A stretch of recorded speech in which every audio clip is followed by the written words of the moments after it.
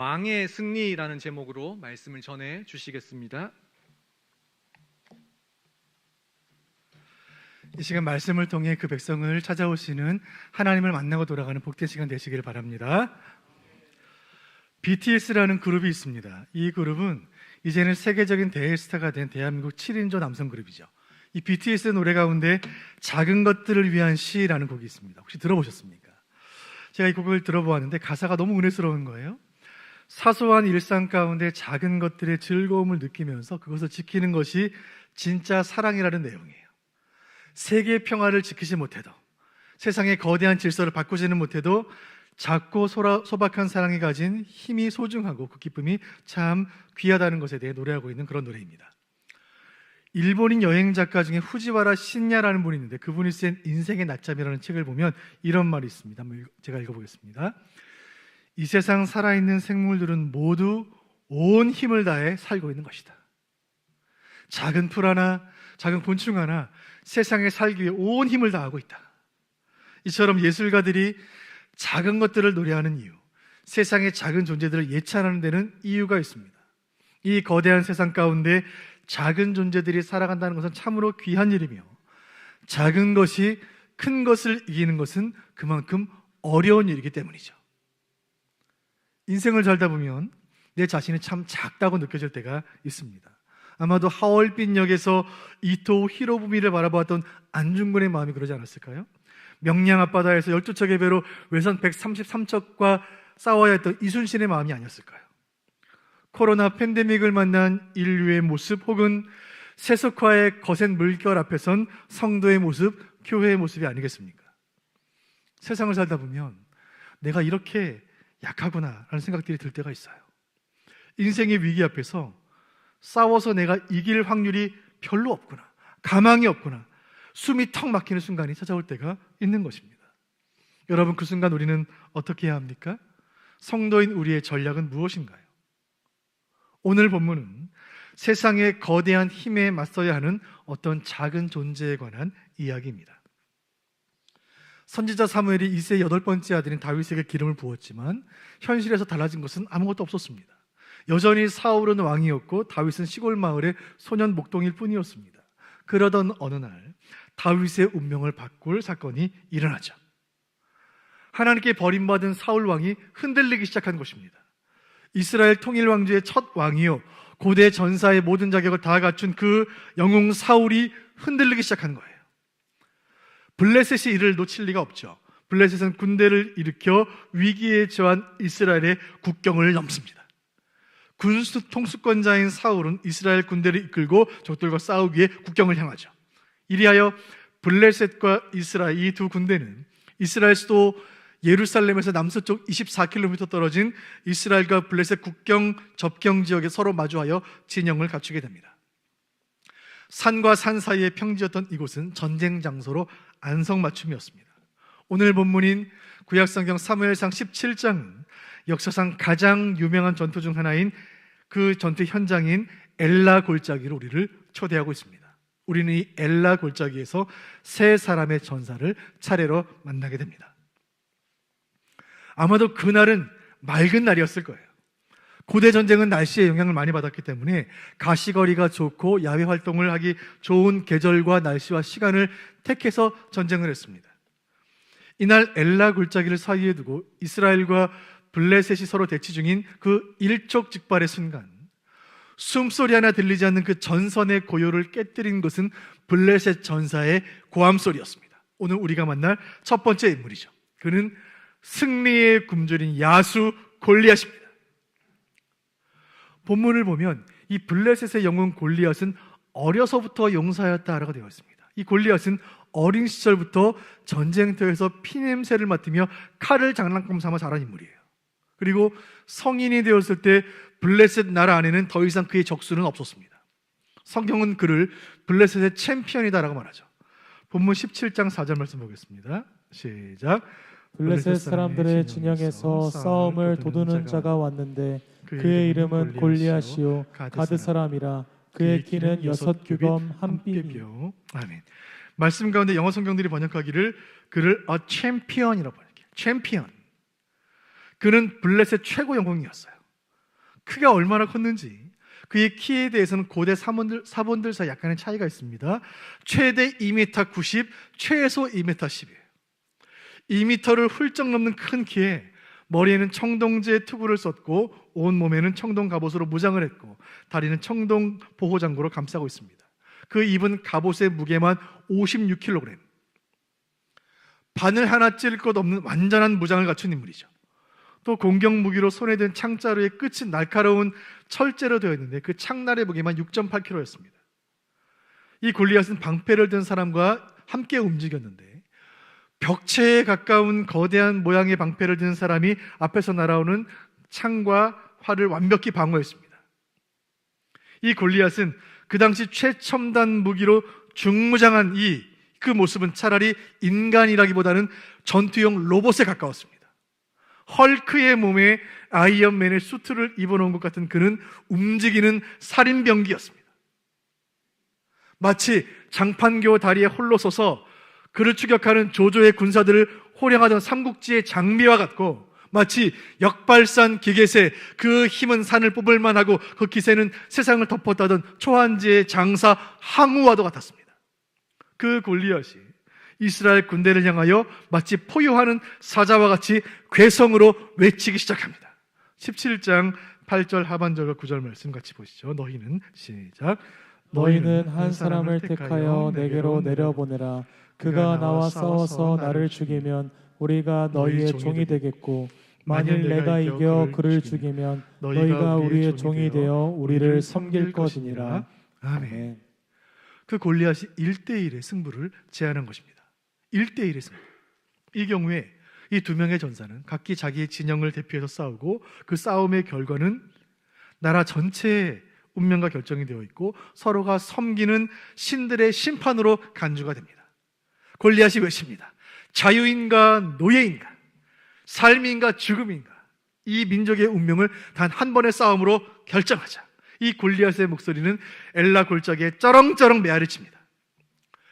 그렇게 소리를 지른 골리앗의 마음속에는 이스라엘 저 수많은 병사들 가운데 자신과 싸울 사람이 한 명도 없을 것이라는 자신감이 가득 차 있었습니다. 그의 생각은 옳았어요. 조금이라도 전쟁을 아는 사람 가운데, 조금이라도 군사훈련을 받은 사람 가운데 1대1로 골리앗과 싸워 이길 것이라고 생각하는 사람은 단 한 명도 없었습니다. 골리앗은 저승사자예요. 전쟁터에서 그를 보았다는 것은 곧 죽음을 의미합니다. 그렇게 골리앗 앞에서 벌벌 떠는 무리들 가운데는 사울 왕도 포함되어 있었어요. 사울 왕도. 여러분, 왕이 싸우지 않는데 누가 나설 것입니까? 이대로라면 이스라엘은 블레셋의 노예가 될 수밖에 없었습니다. 골리앗은 생각합니다. 싸우지도 않고 이기겠구나. 승리는 나의 것이구나. 싱거운 승리가 되겠구나. 그렇게 40일이 지났습니다. 이스라엘 한 소년이 그 골짜기에 등장한 것은 이때였습니다. 우리가 만날 두 번째 인물이죠. 그는 패배를 모르는 전사 다윗입니다. 그 엘라 골짜기에 다윗이 등장한 거예요. 지난주 본문 사무엘상 16장이 다윗의 첫 등장 씬이었다면 오늘 17장은 그가 누구인지를 보여줍니다. 다윗은 세상이 주목하지 않는 인생, 세상의 조건을 갖추지 못한 인물, 들에 핀 이름 없는 들꽃 같은 인생이었습니다. 그러나 오늘 이후로 그의 이름은 온 세상에 주목하는 역사적인 이름이 됩니다. 사실 다윗이 엘라 골짜기에 온 것은 싸우기 위함이 아니에요. 그는 애초에 전쟁터에 어울리는 인물이 아니에요. 곡식과 떡을 형들에게 가져다 주라는 아버지의 부탁을 받고 도시락 배달 위해 온 거예요. 아버지는 의 막내를 보내면서 걱정이 되어서 도시락 잘 전달해주고 형들이 무사한지만 확인하고 빨리 집으로 돌아오라고 당부한 바 있습니다. 그 다윗이 등장하자 큰형 엘리압은 호통을 쳐요. 네가 전쟁을 구경하러 왔구나. 전쟁터는 아이들의 놀이터가 아니야. 여러분, 구경이라니 무슨 말입니까? 다윗은 그 골짜기에 있던 어느 누구보다 진지합니다. 본문 17장 36절 같이 보시죠. 시작. 주의 종이 사자와 곰도 쳤은즉 살아계시는 하나님의 군대를 모욕한 이 할례받지 않은 블레셋 사람이리이까 그가 그 짐승의 하나와 같이 되리이다. 아멘. 나도 싸울 수 있습니다. 내가 싸우겠습니다. 여러분, 다윗은 세상에는 없는 용사예요. 다윗은 하나님의 인물, 하나님의 눈으로 세상을 보는 인물이요, 결코 패배를 상상하지 않는 인물이에요. 그날 엘라 골짜기에 있던 모든 병사들이 골리앗의 외모를 보고 두려움에 벌벌 떨고 있지만 오직 다윗만이 골리앗 너머에 계시는 여호와, 이스라엘의 전능하신 하나님을 바라보고 있었습니다. 저 골리앗은 하나님의 적이요, 나는 하나님의 백성이니 골리앗은 곧 나의 적이다. 이 나라의 운명도 내 생명도 오직 하나님의 손 안에 있으니 내가 그와 싸우리라. 그는 거룩한 분노가 치밀었고 피가 끓어올랐습니다. 골리앗을 향한 불타는 적개심으로 물맷돌을 든 채 골리앗을 바라봅니다. 여러분, 지금 이 장면, 다윗의 인상에서 만약에 가장 영광스럽고 기념비적인 한순간을 택하라면 많은 사람들이 바로 이 순간을 택할 거예요. 16세기 르네상스 시대의 이탈리아 천재 예술가 미켈란젤로의 생각도 정확히 그랬습니다. 이 순간이 다윗의 영광의 순간이다. 그래서 어깨에 물매를 메고 골리앗을 바라보는 그 순간을 택했고 그 순간을 조각으로 남겼으니 그 조각이 바로 다비드상이에요. 미켈란젤로 부오나로티가 만든 1504년 작품입니다. 500년이 넘었어요. 물매를 어깨에 쥐고 다윗을 바라보는 바로 그 장면입니다. 이 조각이 완성된 이후 500년이 흐르는 동안 지금도 전 세계 관광객들이 이탈리아 피렌체를 방문하여 이 조각상을 바라보며 다윗이라는 인물을 골리앗과 싸운 전사로 기억하게 된 것이죠. 자, 승리의 굶주린 야수 골리앗과 패배를 모르는 전사, 하나님의 전사 다윗이 격돌할 순간이 되었습니다. 이 두 사람의 싸움에 앞서 우리는 그날 엘라 골짜기에 있던 세 번째 인물을 잠시 만나야 합니다. 그의 이름은 사울입니다. 그는 이미 패배한 실패자였어요. 백성들의 기대와 환호 속에 왕위에 오른 사울은 몇몇 전쟁을 이끌며 공을 세우면서 이스라엘 왕으로서 입지를 굳혔습니다. 그러나 이날은 달랐어요. 그동안 상대한 적과는 클래스가 다른 거예요. 새롭게 등장한 블레셋 거인 전사 앞에서 압도당했습니다. 사울은 누구 못지않은 거구였고 용사였지만 블레셋 거인 앞에, 골리앗 앞에 싸우기도 전에 패배한 거예요. 17장 11절 말씀 보시죠. 시작. 사울과 온 이스라엘이 블레셋 사람의 이 말을 듣고 놀라 크게 두려워하니라. 아멘. 온 이스라엘과 사울 왕은 두려워 떨고 있습니다. 자신의 왕국을 쳐부수기 위해 국경을 침범한 블레셋 군대가 눈앞에 있고 적장 골리앗이 블레셋 우상들의 이름으로 여호와 이름을 모욕하고 있고 나와 1대1로 싸우자고 외치고 있는 이 순간 그와 맞서야 할 책임이 있는 사람은 바로 이스라엘 왕 사울 아닌가요? 여러분, 골리앗과 싸워야 할 인물은 사울이 아닙니까? 그런데 자신의 갑옷을 다윗에게 입히고 있는 이 왕의 모습을 보세요. 거구였던 사울의 갑옷이 다윗에게 맞을 리가 있겠습니까? 그 갑옷은 자기가 입고 다윗에게 입힐 것이 아니라 자기가 입고 골리앗과 맞서 싸워야 하는 것 아닌가요? 그런데 사울은 자기의 싸움을 다윗에게 전가하고 있습니다. 비겁한 짓이에요. 사울은 하나님 말씀을 멸시하고 자신의 책임을 회피하는 인물이에요. 이 사울과 골리앗의 신체에 대해 비교한 말씀들이 있는데 사무엘상 10장 23절을 보면 사울에 대해 이렇게 말합니다. 사울은 어깨 위만큼 컸더라. 히브리어 이그바흐. 그리고 17장 4절을 보면 골리앗의 외모에 대해 이렇게 평가합니다. 17장 4절. 골리앗의 키는 6규빗 한 뼘이었다. 고보후. 이 두 개 단어가 같은 어원이에요. 같은 단어예요. 즉 사무엘서에서 사울도 골리앗도 같은 거인으로 보는 거예요. 사울도 거인이요, 골리앗도 거인이에요. 이스라엘의 초대 왕으로 뽑힐 만큼 그 대단했던 사울이 왜 지금 이 순간 나서지 못하고 있을까요? 더 대단한 상대를 만났기 때문이에요. 고대 왕이요 고대 전사로서의 탁월한 신체 조건을 가진 사울이었지만 자신보다 더 대단한 상대를 만나자 싸우기도 전에 패배하고 만 거예요. 여러분, 세상의 기준이란 그런 것입니다. 상대적인 거예요. 반드시 자신보다 더 대단한 상대를 만날 수밖에 없는 거예요. 힘센 사람은 자신보다 더 힘센 사람 앞에서 한없이 약해지는 것입니다. 100만 원을 가진 사람은 1000만 원을 가진 사람을 만나는 순간 갑자기 가난해지는 거예요. 스스로 강한 줄 알았던 사울은 더 강한 골리앗을 만나자 순간 패배자가 되어버리는 것입니다. 하나님께서 세상의 기준으로 사람을 택하지 않으시는 이유가 여기에 있습니다. 세상의 기준은 시시각각 변하며 세상의 가치는 대상에 따라 상대적인 거예요. 사랑하는 성도 여러분, 시간을 초월하여 영원히 변하지 않는 기준은 하나님의 말씀 성경밖에 없는 줄로 믿으시길 바랍니다. 성도로 부름받은 저와 여러분은 세상의 기준이 아닌 말씀의 기준으로 살아가야 할 줄로 믿으시길 바라요. 그 엘라 골짜기에서 고함치는 골리앗과 그를 노려보는 다윗, 그리고 숨어있는 사울. 자, 이제 세 개의 전투가 시작됩니다. 흔히 우리가 다윗과 골리앗의 전투로 알고 있는 그 엘라 골짜기의 전투를 통해 오늘 하나님께서 우리에게 세 가지 질문을 던지십니다. 첫 번째 질문, 왜 싸우지 않는가? 왜 싸우지 않는가? 다윗이 엘라 골짜기에 처음 도착했을 때 다윗의 눈에 펼쳐진 풍경은 참으로 기이한 모습이었습니다. 골리앗 앞에 온 이스라엘이 벌벌 떨고 있는 거예요. 기세에 등등해진 이 블레셋 거인은 블레셋 온갖 신들의 이름으로 여호와를 조롱하고 있었습니다. 그런데 너무나 이상한 것은 이스라엘의 하나님 여호와 이름이 조롱받고 있는데 이스라엘 백성 가운데 아무도 싸우지 않는다는 것입니다. 다윗은 너무나 이상했어요. 무언가 뜨거운 것이 치밀어 올랐습니다. 그래서 곁에 있는 한 병사에게 이렇게 묻습니다. 17장 26절 하반절 말씀이에요. 같이 읽어보겠습니다. 시작. 이 할례 받지 않은 블레셋 사람이 누구이기에 살아계시는 하나님의 군대를 모욕하겠느냐. 아멘.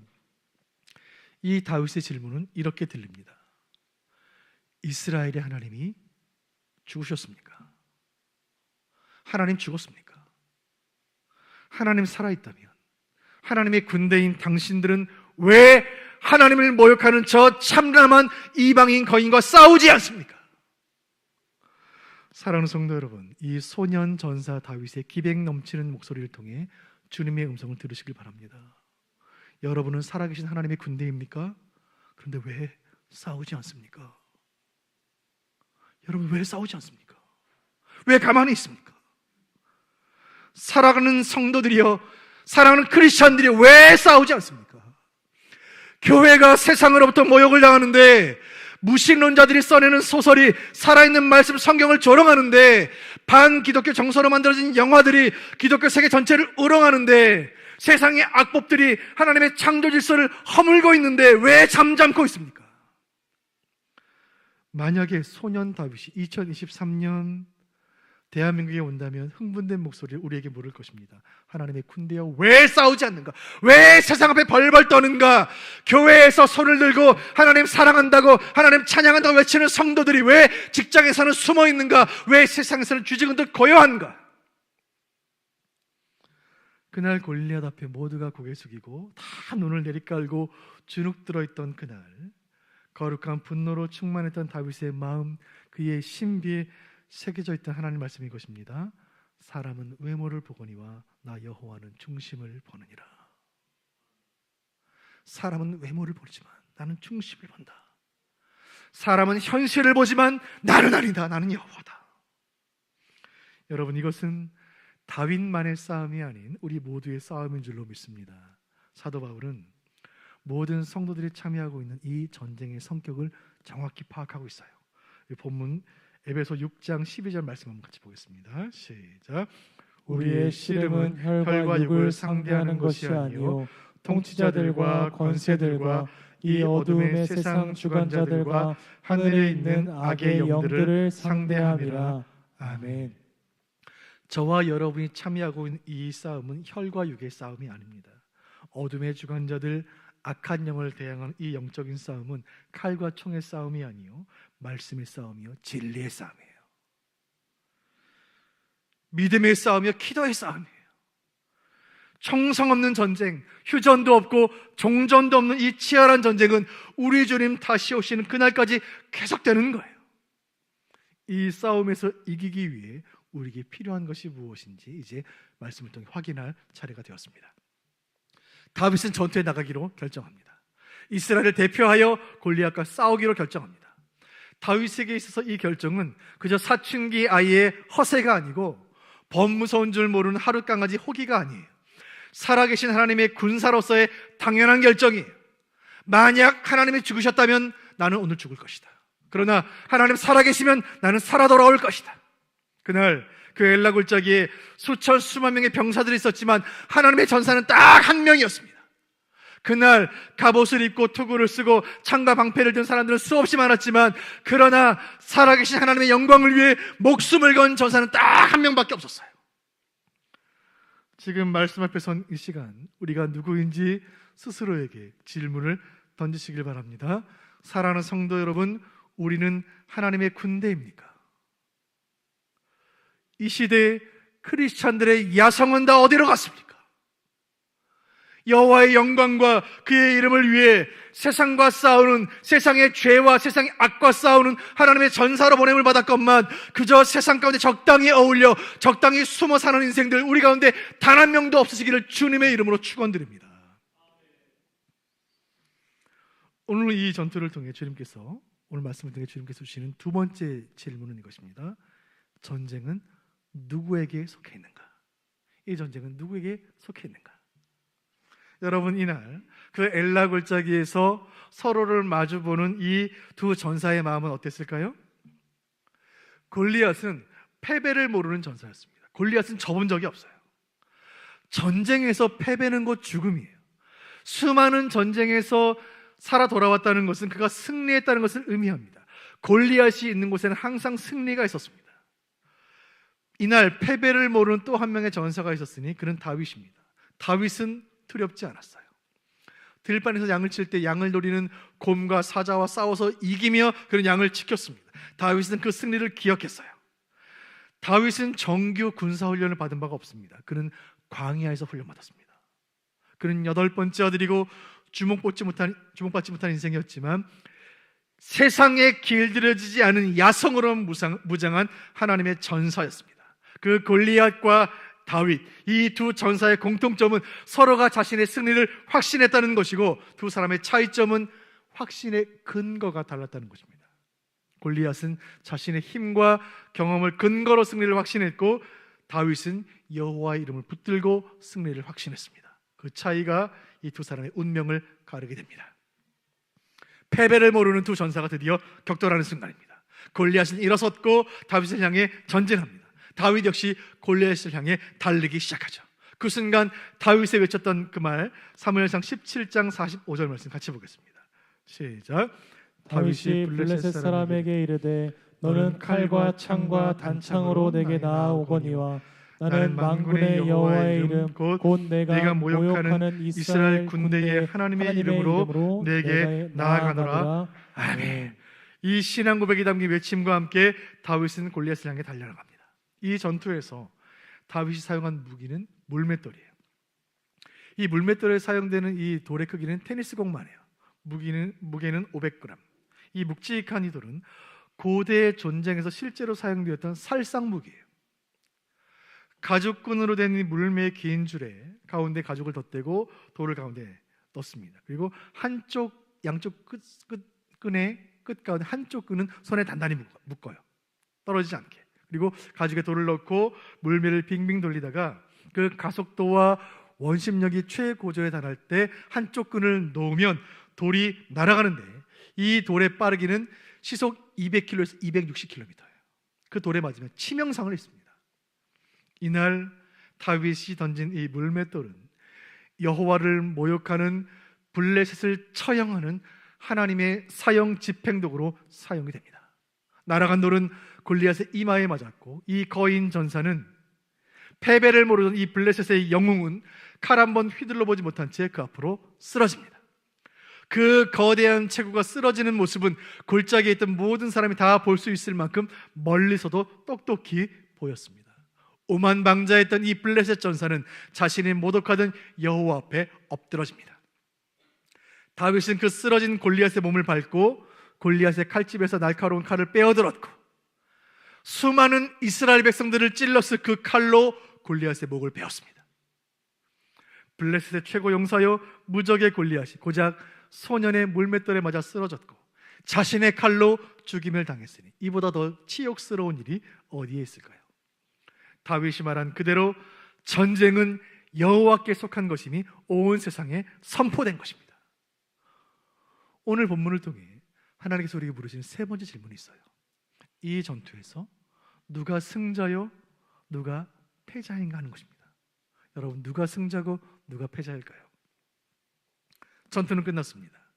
이날 이 전투는 그날 엘라 골짜기에 있던 세 명의 전사의 운명을 다 갈라놓았습니다. 이 전쟁의 승자는 명확하죠. 다윗은 그가 왜 다윗인지, 그가 왜 사울과는 다른지를 입증했습니다. 외모를 보시지 않고 중심을 모시는 하나님 앞에서 마음이 합한 다윗은 하나님의 맞는 사람이었습니다. 하나님은 그 마음이 합한 다윗을 사용하시는 거예요. 그것이 다윗이 선택받은 이유며 그것이 사울이 버림받은 이유입니다. 다윗은 그가 누군지를 온 세상에 입증했고 하나님의 선택에 옳았다는 것을 증명했습니다. 이 전투에서 다윗은 승리했고 이스라엘은 승리한 거예요. 자, 그렇다면 여러분, 이 전쟁에서 패자는 누구입니까? 누가 패했습니까? 이 전투에는 숨겨진 반전이 있어요. 여러분, 이 싸움에서 패배한 것은 골리앗이 아니에요. 이 전투의 진짜 패자는 사울 왕이에요. 수많은 목격자들 앞에 치욕스럽게 죽은 것은 골리앗이 아니라 사울이에요. 세상의 조건을 완벽히 갖추었고 인간의 스펙을 다 갖추었지만 그 중심은 여호와를 멸시했던 인간의 왕 사울. 정작 골리앗 앞에서 벌벌 떨며 숨어있던 사울은 병사들 뒤에 숨어 있었지만 역사의 무대 위에 끌려나와 공개 처형된 거예요. 이 전투의 진짜 결말은 인간이 원한, 인간이 세운 인간 왕의 죽음입니다. 그리고 이 싸움의 진정한 승자는 소년 다윗이 아니라 여호와 하나님 되십니다. 여러분, 여호와는 세상의 조롱을 받지 않으십니다. 여호와는 스스로 영광을 취하시는 거예요. 이 전투의 승리는 만군의 여호와이신 줄로 믿으시길 바랍니다. 다윗은 이기고 골리앗이 진 것이 아닙니다. 하나님이 이기시고 사울이 패배한 거예요. 진리가 이기고 거짓이 진 것이며 복음이 승리하고 죄악이 패배한 거예요. 오늘 설교의 결론이 여기 있습니다. 하나님은 그 백성에게 승리를 주신다. 같이 읽어보겠습니다. 시작. 하나님은 그 백성에게 승리를 주신다. 아멘. 이 전투는 3000년 전에 엘라 골짜기에서 끝났지만 그 전투는 오늘도 현재 진행형입니다. 신앙생활을 영적 전투에 비유하는 것은 참으로 적실한 비유예요. 우리가 믿음 생활을 한다는 것은 날마다 싸운다는 말이에요. 성도인 우리는 매일 골리앗을 만나요. 누구에게나 골리앗이 있습니다. 이 거대한 세상 가운데 성도로 살아간다는 것은 골리앗과 맞서 싸우는 일과 같은 거예요. 도무지 내 힘으로 어찌할 수 없는 문제들이 날마다 우리를 찾아오는 것입니다. 아무리 오랜 세월 전도해도 꿈쩍하지 않는, 교회 나오지 않는 우리 남편, 교회의 상처를 받아 도무지 마음을 열지 않는 나의 친구가 골리앗과 같은 것입니다.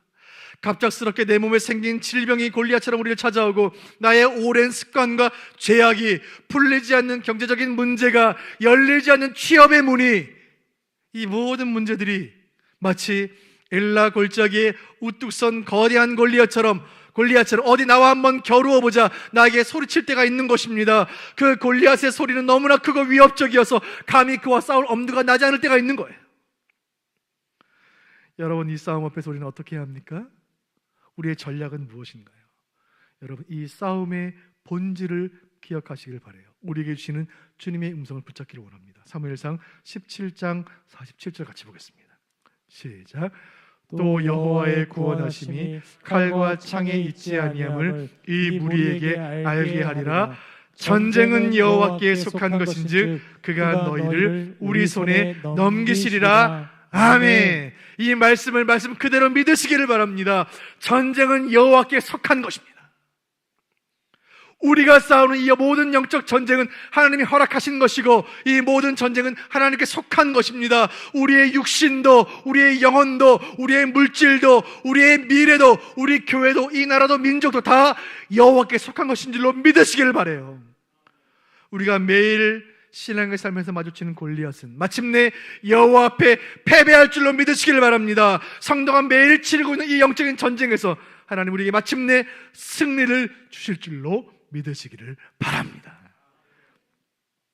간절히 바라는 것은 하나님의 마음이 합한 왕 다윗, 그가 전투의 순간에 골리앗을 향해 싸울 때 외쳐드린 그 고백이 저와 여러분의 고백이 되기를 간절히 소원합니다. 전쟁은 여호와께 속한 것이니, 이 고백이 우리에게 있다면 하나님께서 이미 이기신 이 영적인 싸움에서 우리는, 저와 여러분은 영광스러운 승리의 도구로 쓰임받게 될 줄로 믿습니다. 모든 전쟁은 하나님께 속한 것이기에 하나님의 군대는 마침내 승리할 것이며 교회는 이길 것이며 이 모든 승리를 통하여 우리 하나님 홀로 영광을